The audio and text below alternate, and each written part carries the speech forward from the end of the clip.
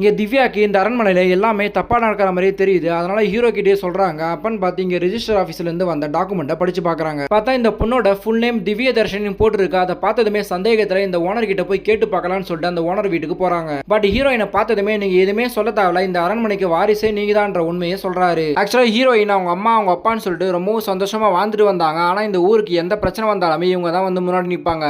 அப்போ உனக்கு தம்பி பாப்பாவும் பிறந்தான், நான் தான் உனக்கு தாய்மாமான்ற உண்மையும் சொல்கிறாரு. அப்போ அம்மாக்கும் அப்பாவுக்கும் தம்பிக்கும் என்னதான் ஆச்சுன்னு சொல்லிட்டு கேட்குறாங்க. அந்த உண்மை எல்லாமே உனக்கு மட்டும் தான் தெரியும், ஆனால் உனக்கே மறந்து போச்சுன்ற உண்மையை சொல்கிறாரு. ஸோ இந்த சொத்து எல்லாமே உனக்கு தான் சொந்தம்னு சொல்லிட்டு பத்திரத்தையும் கொடுக்குறாங்க. ஆனால் ஹீரோக்கு இங்கே என்னமோ நடந்திருக்கு, அது என்னதான் நடந்திருக்குன்னு சொல்லிட்டு விசாரிக்கணும்னு சொல்கிறாரு. பட் அன்னைக்கு நைட்டு ஹீரோயின் கேரக்டர் மாதிரி அவங்க பையனை போட்டுதல வந்துடுறாங்க. ஆனால் ஹீரோ அவங்க பையனை காப்பாற்றி உனக்கு என்னதான் ஆச்சுன்னு சொல்லிட்டு கேட்குறாங்க. அப்போதான் ஹீரோயின் என்ன ஆச்சுன்னே தெரியலன்னு சொல்லிட்டு அழுகுறாங்க. இந்த பயத்தில் இவங்க பையனுக்கு ஃபிக்ஸே வந்துடுது. அதெல்லாம் ஹாஸ்பிட்டல் போனான்னு சொல்லிட்டு வெளியே போகிறாங்க. ஆனால் இவங்க வெளியே வரும்போது தானாவே கதவு முடிக்குது. சோ வேற வழி இல்ல, நான் என்ன பாத்துக்கிறேன், எப்படியாச்சும் நம்ம பையனை காப்பாத்துக்கன்னு சொல்லிட்டு ஹீரோவை அனுப்பி விட்டுறாங்க. அண்ட் இந்த அரண்மனைக்குள்ளேயே உங்களுக்கு என்னதான் வேணும்னு சொல்லிட்டு ரொம்பவும் கெஞ்சுறாங்க. ஆக்சுவலா இவங்க அம்மா அப்பா இருக்கும்போது இந்த பொண்ணு ஏஜ் அட்டன் பண்ணிடுறா. அப்போ ஒரு வேலை விஷயமா இவங்க ரெண்டு பேரும் கிளம்புறாங்க. சோ இந்த பொண்ணுக்கு துணையா இவங்க தம்பியை இங்கே விட்டுட்டு போறாங்க. அப்ப அவங்க தம்பி பழங்காலத்து பெட்டி ஒண்ணு இருக்கும், அதை கரெக்டா திறக்கலனா பர்மனண்டா லாக் ஆயிடுன்னு சொல்லிட்டு போட்டுருக்கும். பட் இவங்க தம்பி கரெக்டா திறந்துடுறான். அதுக்குள்ள நிறைய பணமும் நகையும் இருக்கு. அப்பன்னு பார்த்து யாரோ ஒருத்தர் இந்த வீட்டுக்குள்ள வந்துடுறாங்க. அதை பார்த்ததுமே இவங்க ரெண்டு பேரும் ஒளிஞ்சுக்கிறாங்க. அப்ப ஹீரோயின் யார் எதுன்னு பார்க்கலாம்னு சொல்லிட்டு பக்கத்துல போய் ஒளிஞ்சிக்கிறாங்க. பார்த்தா இப்ப கதை சொல்லிட்டு இருக்க அவங்க மாமா தான் அது. ஆனா அவன் அங்க இருக்க நகை பணத்தெல்லாம் திருட வராம அவங்க தம்பி கிட்ட தப்பா நடந்துக்க ஆரம்பிச்சிடறான். அப்பன்னு பார்த்தா அவங்க அம்மா அப்பா வந்துடுறாங்க. அவங்க அம்மா ஃபர்ஸ்ட் மேலே ஏறி பார்க்கும்போது இவன் தப்பா நடந்ததை பார்த்ததுமே சண்டை போட ஆரம்பிச்சிடறாங்க. ஆனா அவன் ஹீரோயின் தம்பியை அந்த லாக்கிலே வச்சு அடைச்சிட்டு இவங்க அம்மாவையும் கீழே தள்ளி விட்டுறான். அப்ப ஹீரோயின் அவங்க அப்பாவை கூட்டிட்டு மேலே வராங்க. அதுக்குள்ளேயே அவங்க அம்மாவை போட்டு தள்ளிடுறான். ஆனா இவங்க கையில வச்சிருந்த மைக்கோதி ஒண்ணு அவங்க அப்பாவோட கழுத்துல குத்தி அவங்க அப்பாவும் அங்கேயே இறந்து போறாரு.